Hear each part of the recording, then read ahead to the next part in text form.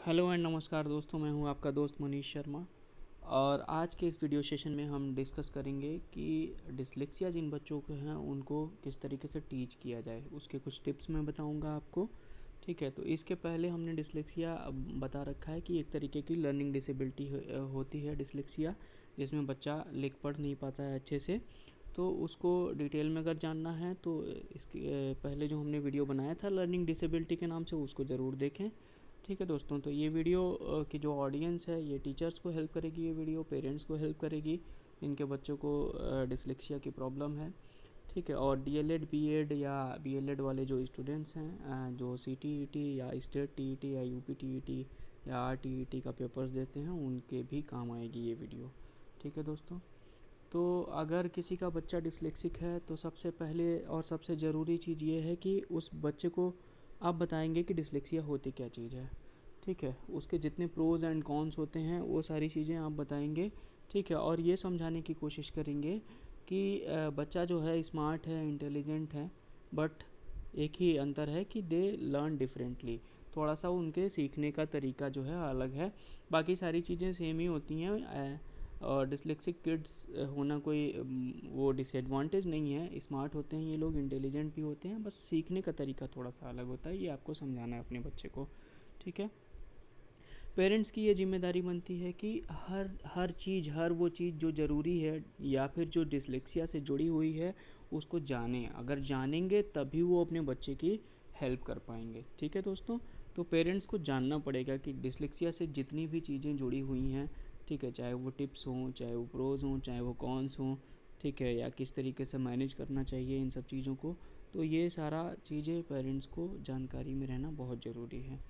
ठीक है, अभी हमने थोड़ी देर पहले ये कहा कि डिसलेक्सिक किड्स जो होते हैं स्मार्ट होते हैं, इंटेलिजेंट होते हैं, लेकिन उनके जो सीखने का तरीका होता है वो अलग होता है। तो ये कैसे हम बताएंगे कि स्मार्ट होते हैं, इंटेलिजेंट होते हैं? उनको एग्जाम्पल देंगे। किसका एग्जाम्पल देंगे? जो सक्सेसफुल डिसलेक्सिक्स हैं उनका एग्जाम्पल देंगे। जैसे स्टीव जॉब साहब हो गए, विश्व प्रसिद्ध व्यक्ति हैं। वाल्ट डिज्नी की बात हुई, अल्बर्ट आइंस्टीन की बात हुई, टॉम क्रूज़ की बात हुई। ठीक है, ये इतने सारे लोग हैं। और भी बहुत सारे लोग हैं जिनको डिसलेक्सिया की दिक्कत थी, लेकिन इन्होंने डिसलेक्सिया को पीछे छोड़ के पूरे विश्व में अपना नाम कमाया। ठीक है, पूरे विश्व में इनके नाम का डंका बजता है। ठीक है दोस्तों, तो ये सारी चीज़ें बच्चों को बताएंगे, समझाएंगे, जिससे कि वो मोटिवेट हो सकें। एक आप उनकी मदद करेंगे, उनको उनका टैलेंट फाइंड आउट करने में, उनका इंटरेस्ट पता लगाने में, ये आपका काम है। ठीक है, और डिसलेक्सिक किड्स अक्सर होता है कि स्ट्रगल करते हैं वो, तो जब भी वो स्ट्रगल करें तो आप लिसन, मतलब सुनिए, उनकी बातों को सुनिए, क्योंकि अक्सर उनको लगता है कि उनकी बातों को कोई सुनने वाला नहीं है। तो इसकी वजह से वो फ्रस्ट्रेटेड हो जाते हैं। इसलिए उनकी बातों को सुनना बहुत ज़रूरी है, तो उनको मौका दीजिए। थोड़े से समझदार बनिए आप। ठीक है, इतना जानिए कि बुरे दिन आएंगे, क्योंकि अप्स एंड डाउन्स लगे रहते हैं। ठीक है, there will be bad days, तो you have to know this and step back and look at the big picture. जब कभी भी ज़रूरी लगे you can take a break needed and feel free. ठीक है दोस्तों, अगला है कि डिसलेक्सिक किड्स को कुछ भी सिखाना है, ठीक है, कुछ भी पढ़ाना है, तो सबसे बेस्ट तरीका ये है कि मल्टी सेंसरी टीचिंग मेथड्स का इस्तेमाल करिए आप। ठीक है, मल्टी सेंसरी, बहुत सारे सेंसेस जो हैं एक साथ इस्तेमाल होते हों, तभी जाके वो टीचिंग सफल हो पाएगी इन बच्चों के लिए। ठीक है, मल्टी सेंसरी मतलब हाथ का भी इस्तेमाल करें, आँखों का भी इस्तेमाल करें, कान से सुनाई भी देना चाहिए। ठीक है, मुंह से बोलें भी, तो इसी का मतलब हुआ मल्टी सेंसरी। ठीक है, ज़्यादा से ज़्यादा सेंसरी ऑर्गन्स जो हैं इस्तेमाल हों। ठीक, उनका प्रीफर्ड लर्निंग स्टाइल क्या है ये डिस्कवर करने में आप उनकी हेल्प करिए। ठीक है, और फोकस करिए इस बात के कि वो जो सीखें वो करके सीखें। लर्निंग बाय डूइंग का कॉन्सेप्ट आपको पता होना चाहिए कि लर्निंग बाय डूइंग का कॉन्सेप्ट ऐसा है कि मतलब करके सीखता है बच्चा, और कोई भी चीज़ अगर आप करके सीखते हैं तो वो परमानेंट होती है एकदम से, वो हमेशा काम आती है आपके। ठीक है दोस्तों, तो लर्निंग बाय डूइंग पे फोकस करिए। ऑडियो रिसोर्सेज का इस्तेमाल करिए बच्चे को सिखाने के लिए, वीडियो रिसोर्सेज का इस्तेमाल करिए, और साइमल्टेनियसली कंबाइन करिए वर्बल एंड विजुअल इन्फॉर्मेशन को। ठीक है, प्रोवाइड करिए वर्बल इन्फॉर्मेशन, तो उसके साथ साथ विजुअल डिस्प्ले भी होना चाहिए। इससे बच्चे को मदद मिलेगी। जितने ज़्यादा सेंसेस, मैं फिर से कह रहा हूँ कि use as many senses at once as possible. जितने ज़्यादा सेंसेस का प्रयोग एक बार में हो सके उतना ज़्यादा आप इस्तेमाल करिए दोस्तों।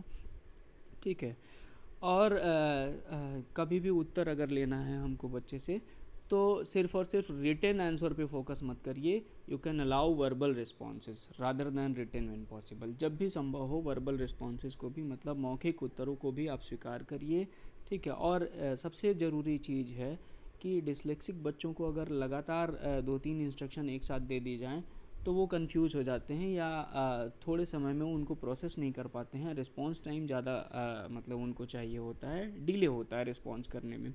तो कभी भी इंस्ट्रक्शन दीजिए तो ओनली 1 और 2 वर्बल इंस्ट्रक्शन दीजिए एट अ टाइम। एक बार में 1 से 2 ही इंस्ट्रक्शन दीजिए और वो इंस्ट्रक्शन बिल्कुल शॉर्ट होने चाहिए, सिंपल होने चाहिए और क्लियर होने चाहिए। इसका ध्यान रखना है आपको, ठीक है। और आप उनको टाइम देंगे जिससे कि वो इंस्ट्रक्शन को प्रोसेस कर सकें। नहीं तो आप धड़ाधड़ बोल देंगे और जब बोल देंगे तो वो प्रोसेस नहीं कर पाएंगे और आपको लगेगा कि आपने जो कहा वो बच्चा वो मान ही नहीं रहा है, तो आपको कन्फ्यूज़न होगी। तो ये उनकी प्रॉब्लम है, ये आपको समझनी पड़ेगी, समय देना पड़ेगा बच्चे को, ठीक है।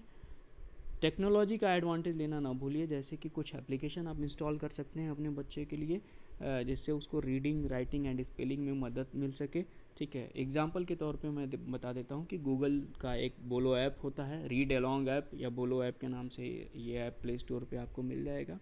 तो आप ऐसे बहुत सारे एप्लीकेशंस का इस्तेमाल कर सकते हैं iOS स्टोर से या एंड्रॉयड स्टोर से, ठीक है। प्ले स्टोर से आप डाउनलोड कर सकते हैं, ठीक। बच्चों को ग्रेड लेवल पे लिमिट मत करिए, ठीक है। Teach them reading at the level of their ability, not at there grade level. जितनी उनकी क्षमता है उस हिसाब से उनको सिखाइए, ठीक है। Teach them to read at their reading level, but also teach them science भी सिखाइए, मैथ्स भी सिखाइए, आर्ट, हिस्ट्री, ये सब उनके इंटेलेक्चुअल लेवल पे सिखाइए। क्योंकि जब उनको इतने सारे ऑप्शंस अवेलेबल कराएंगे तभी वो फाइंड आउट कर पाएंगे कि उनका इंटरेस्ट किस में है, साइंस में है कि मैथ्स में है कि आर्ट में है कि हिस्ट्री में है, ठीक है। सारे सब्जेक्ट्स उनको सिखाइए जिससे कि उनको उनका टैलेंट और उनको उनका इंटरेस्ट पता चल सके, ठीक है दोस्तों। अभिव्यक्ति मतलब जो भी वो अपनी फीलिंग्स एक्सप्रेस करना चाहते हैं, ठीक है, allow them to show what they have learned in ways other than writing such as acting, drawing, painting etc, ठीक है। तो आप उनको अभिव्यक्ति की आज़ादी दीजिए, बिल्कुल मतलब मौका दीजिए कि जो कुछ भी वो सीख रहे हैं, ठीक है, सिर्फ और सिर्फ राइटिंग में ना बताएं, ठीक है। अगर एक्टिंग के माध्यम से बता सकते हैं तो वो भी करें, ड्राइंग बनाएं, पेंटिंग बनाएं, कुछ भी जो भी उन्होंने सीखा है वो अपनी फीलिंग्स को एक्सप्रेस कर सकें इस तरीके से, ठीक है। उनको आप बताइए कि क्या क्या स्ट्रेंथ होती हैं डिस्लेक्सिक पीपल की, ठीक है। किस तरीके से ग्राहम बेल ने क्या किया, आइंस्टीन ने क्या किया, अभी हमने थोड़ी देर पहले बताया ना आपको, टॉम क्रूज। तो ये सारे स्ट्रेंथ बताइए डिस्लेक्सिक पीपल के, ठीक है। Give your dyslexic students plenty of opportunities. ये अपॉर्चुनिटीज़ उपलब्ध कराना हमारा काम है, टीचर्स का काम है और पेरेंट्स का काम है। तभी जाके हम जान पाएंगे कि उनकी स्ट्रेंथ क्या है और उस स्ट्रेंथ का इस्तेमाल कर पाएंगे, ठीक है दोस्तों।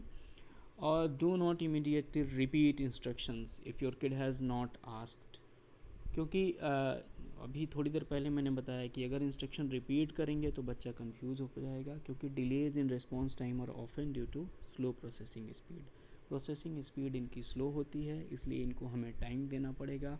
जो इंस्ट्रक्शन हम देंगे वो क्लियर देंगे, ठीक है, शॉर्ट देंगे जिससे कि उनको कोई प्रॉब्लम ना हो, और समय देंगे। सबसे बड़ी बात कि समय देना पड़ेगा।